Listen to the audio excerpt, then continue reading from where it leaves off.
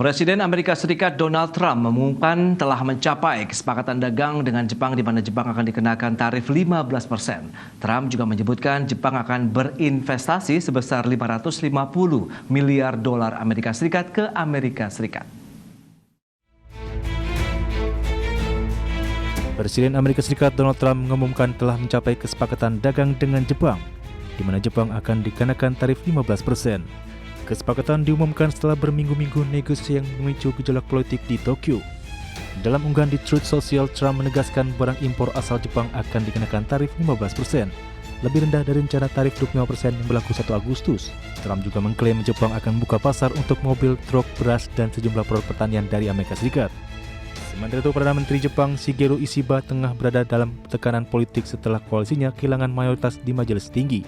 Ishiba menyatakan akan tetap mengawasi pembicaraan tarif dan menangani lonjakan harga konsumen di Jepang. Industri otomotif Jepang terancam terpukul karena sektor ini menyumbang lebih dari 1/4 ekspor Jepang ke Amerika Serikat dan 8% lapangan kerja di negara tersebut. Kesepakatan ini mengikuti serangkaian fakta dagang yang baru-baru ini dicapai Trump dengan Filipina, Indonesia, Inggris, dan Vietnam. Negosiator utama Jepang Ryosei Akazawa berada di Amerika Serikat pekan ini untuk pembicaraan putaran ke-8 dan bertemu langsung dengan Trump di Gedung Putih. Adapun Trump kini berada di bawah tekanan untuk merampungkan fakta dagang global menjelang tenggat tarif 1 Agustus. Berbagai sumber untuk IDX.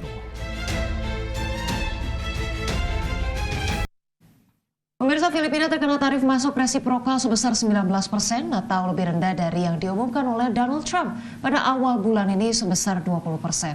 Filipina pun akan menerapkan bea masuk 0% terhadap sejumlah komoditas asal Amerika Serikat. Presiden Amerika Serikat Donald Trump mengumumkan tarif masuk terbaru untuk barang asal Filipina menjadi 19% dari semula 20%. Trump mengumumkan pengenaan tarif tersebut usai bertemu langsung dengan Presiden Filipina Ferdinand Marcos Jr. di Washington pada Selasa kemarin waktu setempat. Dalam pertemuan tersebut, pemerintah Filipina juga sepakat untuk membuka akses pasar seluas-luasnya kepada Amerika Serikat dengan mengenakan tarif masuk 0% terhadap komoditas asal negeri Paman Sam tersebut. Sebelumnya pada awal bulan ini, Trump sempat mengumumkan penerapan tarif resiprokal sebesar 19% terhadap Filipina, di mana angka tersebut lebih tinggi dari yang diumumkan pada awal April 2025 yang sebesar 17%. Ferdinand Marcos Jr. menyebut kesepakatan pengenaan tarif ini sebagai pencapaian signifikan atas upaya perundingan antara kedua negara. Marcos juga mengatakan Filipina akan meningkatkan impor komoditas pertanian kedelai dan gandum, serta obat-obatan asal Amerika Serikat. Marcos pun menjadi presiden asal negara Asia terbaru yang berkunjung langsung ke Amerika Serikat dalam upaya untuk mendapatkan keringanan tarif masuk dan berusaha menekankan hubungan aliansi jangka panjang negaranya dengan Amerika Serikat untuk mendapatkan persyaratan dagang yang lebih baik dari pasar ekspor utama Filipina. Berbagai sumber IDX Channel.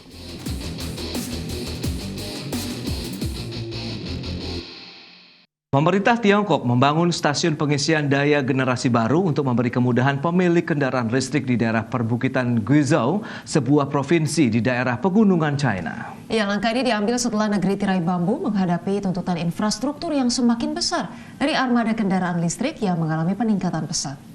Stasiun Quanhu Park di Guiyang, ibu kota provinsi Guizhou, yang mencakup luas lebih dari 3.900 meter persegi, memiliki 130 tempat pengisian daya yang menawarkan kecepatan pengisian daya hampir 1 km per detik, di mana sebelumnya pasar pengisian daya masih didominasi oleh unit-unit berdaya rendah.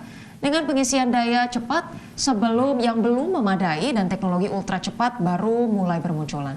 Sementara itu, data nasional China periode Juli menunjukkan 4 departemen pemerintahan pusat secara bersama-sama merilis sebuah peta jalan yang bertujuan untuk membangun lebih dari 100.000 titik pengisian daya berkapasitas tinggi di seluruh wilayah negara per akhir 2027 demi mencapai peningkatan yang substansial dalam kemampuan layanan dan inovasi teknologi.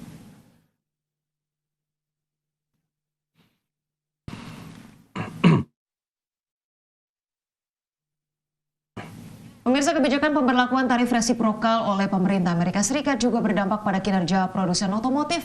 Salah satunya yakni General Motors atau GM yang membukukan kerugian sebesar 1,1 miliar dolar Amerika di sepanjang kuartal 2 2025. Sejumlah kalangan pun memprediksi kerugian GM berpotensi meningkat hingga mencapai 5 miliar dolar Amerika sampai dengan akhir tahun ini. Jika tarif resiprokal tetap diberlakukan pada 1 Agustus 2025, hal ini pun menjadikan GM berpotensi menaikkan harga jual di pasaran. Namun demikian, dari sisi top line, GM tetap membukukan kinerja positif dengan membukukan pendapatan sebelum bunga dan pajak sebesar 47,1 miliar dolar Amerika di kuartal 2 2025.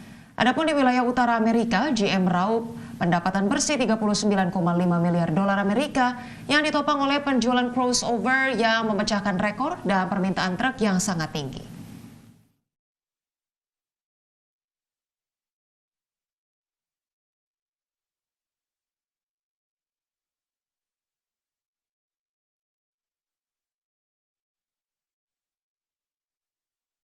Ya, perusahaan maskapai penerbangan Emirates Group mengumumkan rencana ekspansi besar-besaran dengan merekrut sebanyak 17.300 karyawan baru dalam berbagai posisi. Langkah ini dilakukan guna meningkatkan total jumlah tenaga kerja hingga 14% pada Maret 2026 mendatang.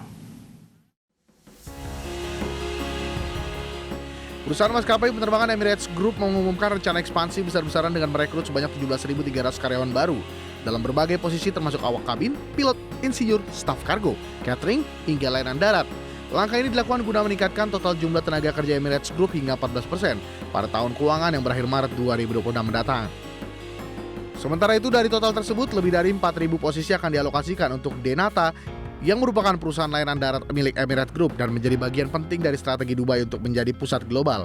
Lewat rencana jangka panjang D33, di mana pemerintah setempat menargetkan pertumbuhan ekonomi agresif melalui sektor pariwisata dan peningkatan investasi asing, termasuk di sektor properti. Sebagai kota yang menjadi rumah bagi gedung-gedung tertinggi di dunia, Dubai berhasil mencatatkan 8,68 juta kunjungan wisatawan menginap sepanjang periode Januari hingga Mei 2025 atau mengalami peningkatan 7% dibandingkan periode yang sama tahun sebelumnya. Oleh karena itu, untuk mendukung rencana rekrutmennya, pihak Emirates akan menggelar lebih dari 2.100 acara perekrutan dan open day di 150 kota di seluruh dunia sepanjang tahun ini. Langkah ini sekaligus mencerminkan keyakinan perusahaan terhadap prospek pertumbuhan global, serta sekomitmen jangka panjang dalam memberikan layanan penerbangan kelas dunia. Berbagai sumber IDX Channel.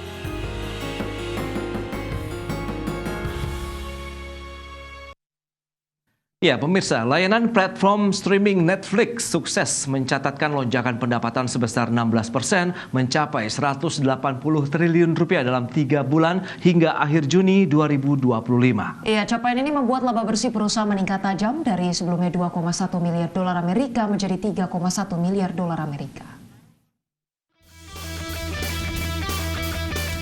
Layanan platform streaming Netflix sukses mencatatkan lonjakan pendapatan sebesar 16% menjadi 11 miliar dolar Amerika atau setara 180 triliun rupiah dalam 3 bulan hingga akhir Juni 2025. Di mana capaian ini membuat laba bersih perusahaan meningkat naik tajam dibandingkan capaian tahun lalu dari senilai 2,1 miliar dolar Amerika menjadi 3,1 miliar dolar Amerika. Dalam konferensi persnya, co-CEO Netflix Ted Sarandos melaporkan kinerja gemilang ini didorong salah satunya oleh kesuksesan musim ketiga, sekaligus terakhir dari serial trailer Korea Selatan Squid Game yang telah ditonton lebih dari 122 juta kali.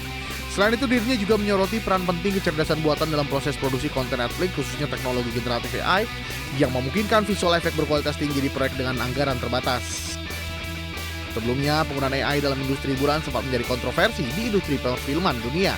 Bahkan selama aksi mogok Hollywood pada 2023 lalu, Serikat Aktor SAG-AFTRA mendesak adanya regulasi lebih ketat terkait penggunaan AI dalam industri film dan televisi, agar tidak mengancam pekerjaan manusia dan menurunkan nilai seni dalam proses kreatif. Adapun salah satu pendiri studio animasi Craft FX asal Singapura, Davie Rion, menilai langkah Netflix menggunakan AI merupakan suatu keberanian yang diharapkan akan semakin banyak studio besar mulai mengadopsi teknologi kecerdasan buatan, dikarenakan potensi yang besar dalam mendukung proses kreatif dalam perfilman dunia.